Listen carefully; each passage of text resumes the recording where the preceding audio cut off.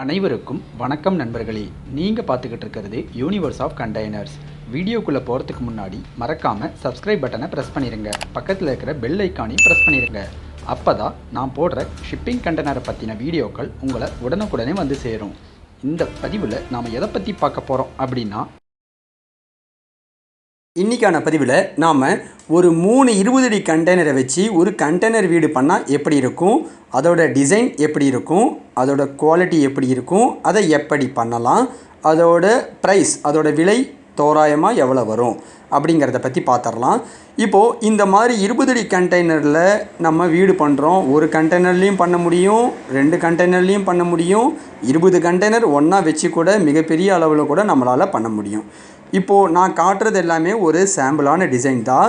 இது கஸ்டமரோட ரெக்குயர்மெண்ட்டுக்கு ஏற்றபடி அந்த உள்ளே இருக்கிற இன்டீரியர் டிசைனும் சரி, உள்ளே இருக்கிற ஃபினிஷிங்கு குவாலிட்டி எல்லாமே மாறுபடும். நான் காட்டுறது ஜஸ்ட் ஒரு சாம்பிளான ஒரு டிசைன் மட்டும்தான் நான் காட்டுறேங்க.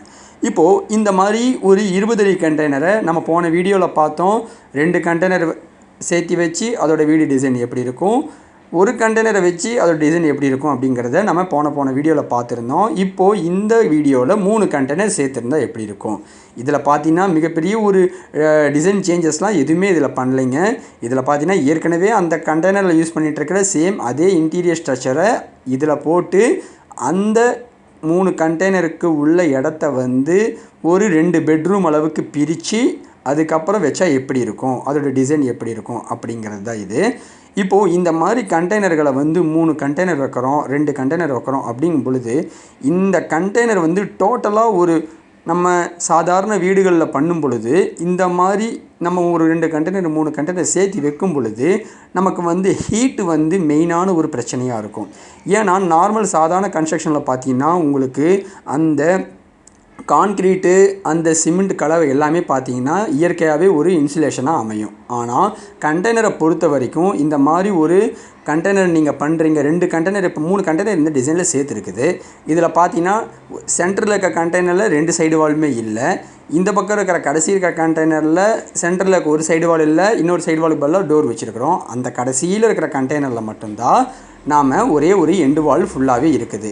மிச்சம் எல்லாமே பார்த்தீங்கன்னா இந்த கண்டெய்னரோட டோரு எண்டு வால் இது 2 மட்டும்தான் நமக்கு இருக்குது. அப்போது இந்த கண்டெய்னரு சாதாரணமாகவே ஸ்டீல் கண்டெய்னர் வெளியே இருக்கிற வெப்பத்தை நமக்கு உள்ளே கடத்தும். அப்படிங்கும் பொழுது உள்ளே இந்த மாதிரி கண்டெய்னரோட மேஜர் பார்ட்ஸை நம்ம ரிமூவ் பண்ணிவிட்டு உள்ளே இன்டீரியர் டிசைன் பண்ணும் பொழுது இந்த கண்டெய்னரோட ஹீட்டு எந்த அளவுக்கு உள்ளே ட்ரான்ஸ்ஃபர் ஆகும் அப்படின்னு பார்த்தோம்னா, இப்போ சாதாரண ஒரு கண்டெய்னரில் 4 பக்கமும் இன்சுலேஷன் பண்ணி ஒரு டோர் வச்சு ஒரு 4 விண்டோ வச்சு அதில் ஆகிற ஹீட் ட்ரான்ஸ்ஃபர்மேஷனுக்கும் இந்த மாதிரி ஒரு டிசைனில் ஆகிற ஹீட் ட்ரான்ஸ்ஃபர்மேஷனுக்கும் ரொம்ப வித்தியாசம் இருக்கும். அதை காட்டிலும் இந்த மாதிரி இருக்கிற 3 கண்டெய்னர் 4 கண்டெய்னர் சேர்ந்துருக்கிற டிசைனில் ஹீட் அதிகமாக உள்ளே வரத்துக்கு வாய்ப்புகள் இருக்குது. அதை தவிர்க்கிறதுக்கு ஒரே வழி என்னென்னா, இதில் பயன்படுத்துகிற இன்சுலேஷனோட டென்சிட்டி அதிகப்படுத்தணும்.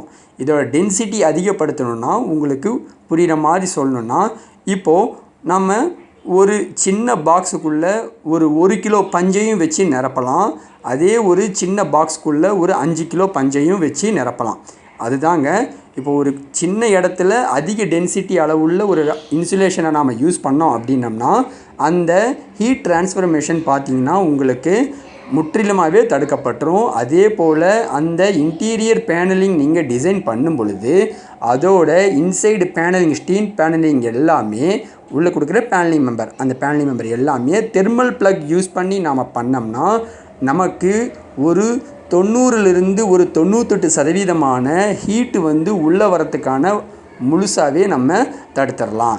மிச்சம் அந்த 2%ங்கிறது நார்மல் ஹவுஸ் கன்ஸ்ட்ரக்ஷனுக்கு நம்ம எந்த அளவுக்கு ஹீட் ட்ரான்ஸ்ஃபர் ஆகுமோ அது போல தான் ஆகும்.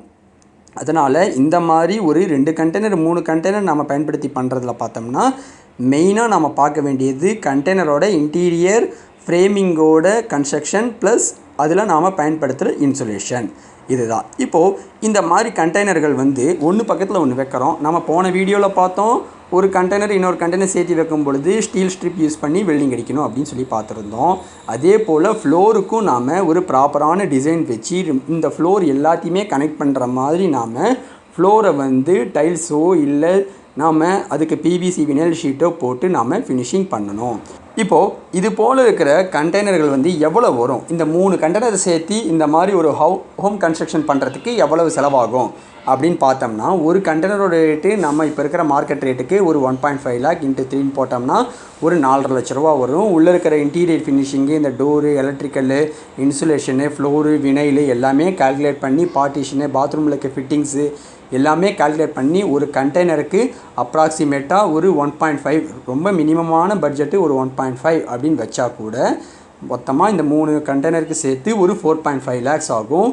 வேறு எக்ஸ்டீரியர் ஒர்க்கு நீங்கள் விண்டோ இதெல்லாம் போடுறீங்க அப்படிங்கும் பொழுது அதிகபட்சம் ஒரு 1 lakh, டோட்டலாக வந்து ஒரு ஓவர் ஹெட்டு ஒரு 1 lakh போட்டால் கூட ஒரு 10 lakhsல வந்து நம்மளால் ஒரு 24 அடி நீளம் 20 அடி அகலத்துக்கு 3 கண்டெய்னர் 3 20 அடி கண்டெய்னர் சேர்ந்தாப்படி இருக்கிற ஒரு கண்டெய்னர் வீட்டை நம்மளால் பண்ண முடியும். இது போல் இருக்கிற கண்டெய்னர் டிசைன் பற்றின உங்களோட ஐடியாக்களை கமெண்ட்டில் ஷேர் பண்ணுங்கள். நான் அதுக்கான வீடியோ தனியாக ப்ரிப்பேர் பண்ணி போடுறேன்.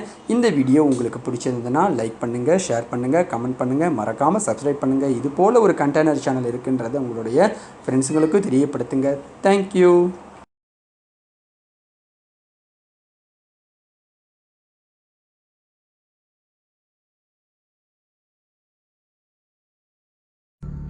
இது போல் மேலும் பல ஷிப்பிங் கண்டெய்னர்களை பற்றின சுவாரஸ்யமான தகவல்களை தெரிஞ்சுக்கணுன்னா சப்ஸ்கிரைப் பண்ணுங்கள், லைக் பண்ணுங்கள், ஷேர் பண்ணுங்கள், மறக்காமல் கமெண்ட் பண்ணுங்கள். நன்றி, வணக்கம்.